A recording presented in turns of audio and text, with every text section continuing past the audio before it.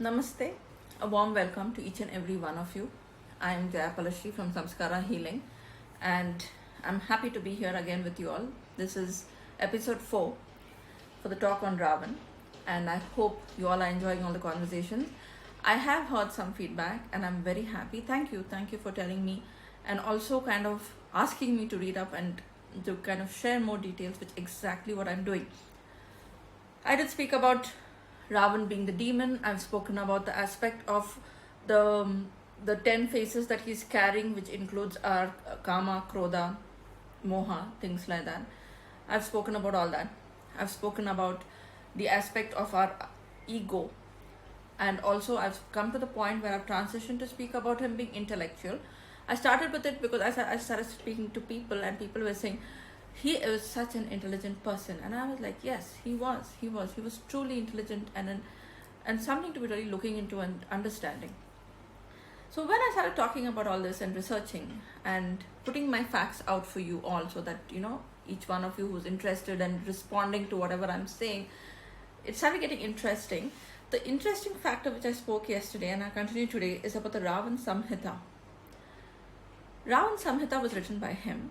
It was written at the time. I will get to the details of it tomorrow. I don't want to kind of just get into one thing and extend it to a too long and elaborate talk. It was written by Ravan with the secrets revealed by Lord Shiva. Ravan Samhita is something that even till today certain astrologers refer to. And also there is this aspect where there is chapters on astrology, chapters on Arkashastra. So this is one aspect which is very interesting. I have ordered my own book because I was just reading the reviews, and also I was reading the summary and things like that, and it seems to be very interesting, and I truly want to read it because there's a lot to understand and a lot to learn, and I will also tell you why tomorrow in detail. I'm not promoting to buy the book. I'm interested to read it. That's about it. So coming to the point where we're speaking about his intellect and talking about the kind of knowledge that he carried, let us just move back a step. He was born to a sage, the sage was Vishrava, and the mother was a demon who was Kaikesi. So being born to parents who one was a demon and one was a sage, his initial years he spent, and he turned out to becoming a learned scholar and a philosopher, which kind of, and also he was excellent and excelled in the field of music. If I have to get into details and I have to speak in which field he excelled in, it surprised me when I made the list. Honestly, I'm telling you, it's like when you're speaking about a demon, there's only certain things you're looking at, okay? Because that is how we are conditioned and that is how we see.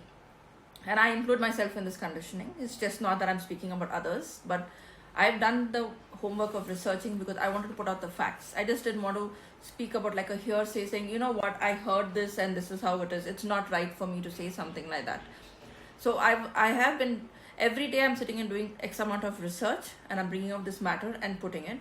And I would love to hear feedback, like what I always say, because it's your feedback, it's your talks which is keeping me going to do more research and put more facts back out onto this show. So as I was saying, when I'm talking about the kind of the various fields where he excelled, one such field was aeronautics. If we all know about his Pushpak Viman. Okay, so one such field was the aeronautics. Then we have the alchemy, which is interesting. Then comes the field of architecture. And yesterday I did speak about how he took the help of Vishwakarma, and how with the help of his brother Kubera, who's a stepbrother, but he took help and built this Swarna Mahal, which was for Lord Shiva, but then he claimed it from the Lord as his fees because he wanted to stay with the Lord. But Lord Shiva knew something like this, and he did not want to let go of Mount Kailasha, so he very happily gave the Swarna Mahal to Ravan. So I spoke about this yesterday. And so architecture was another thing. Then comes the astrology, which I just mentioned earlier, where there are chapters of it in thank you so much. I'm just seeing a message where they're saying that you read a post of my acceptance and it's resonating. Thank you so much. Thank you for coming into this chat and this session and putting this up. it makes me feel happy, because as and when I'm talking, and if it's really resonating with somebody and they're coming and saying, then I know I'm on the right path. So thank you for taking the time out and coming out here and putting this out for me. So the other thing was astrology, where he put in a lot of effort. Then comes astronomy. The interesting aspect is cooking. That really took me by surprise. I don't know whether you're surprised to hear about it, but cooking, acupressure, music. Lord Shiva loved the way Ravan would play the veena, and he used to play the Rudra veena, and it used to be beautiful, and there's a lot of stories about it. Then came Ayurveda. Now here comes a couple of interesting factors and twists and turns. When Ravan's wife Mandodari was, thank you, I get the message saying thank you for spreading positivity, thank you. You really made my day. These are the little words which keep me going. So Mandodari, the wife of Ravan, when she was pregnant, she requested Ravan to write a book on pediatric knowledge. So if I may say so, though there's no evidence given, one of the earliest and the first books written on pediatric field, or whatever the right way to put it, is Kumara Tantra, which is written by Ravan. This was written to talk about the various illnesses, like how to deal with a child, and how, from burping to hiccups to the gas to everything which a baby goes through, the infant stage to the various stages. I'm impressed. Honestly speaking, I haven't read any of it. I'm just researching because I was asked to talk about Ravan, and I'm here talking at this very moment. I'm equally a layman, like all of you who are even listening to it, and I'm okay to accept it, that I don't know, but I'm reading up, I'm studying, and I'm surprised. And trust me when I say it, when I was told to talk, and they said you have to give a series of talk, and I just laughed and I said, what am I going to speak about Ravan? If you tell me to speak about Ram, he's God, so there's enough and more. I can just speak, because I've grown up listening to so much, but about Ravan, I don't know what to say. And I was so stunned. But today I take back every word that I have said, because I'm impressed with his intellect, with his knowledge. He excelled in his field. He excelled with everything that he did, and it's truly appreciable. And what's surprising me most is every person I have spoken to after I've started this conversation is in praise of him. And I've never had this conversation before this. Okay? I've never spoken about it. He's not been the main topic in any of my conversation. So I'm pretty surprised that every person saying, I heard this and I totally agree with you. He's an intellectual person. He was a highly learned scholar. Do you know this? Do you know that? And they are adding in more data to me, which is helping me to come out and give it to you all. So now, having said all this, I spoke about the 10 faces, if you recollect, and what it's all about. Let me say something better.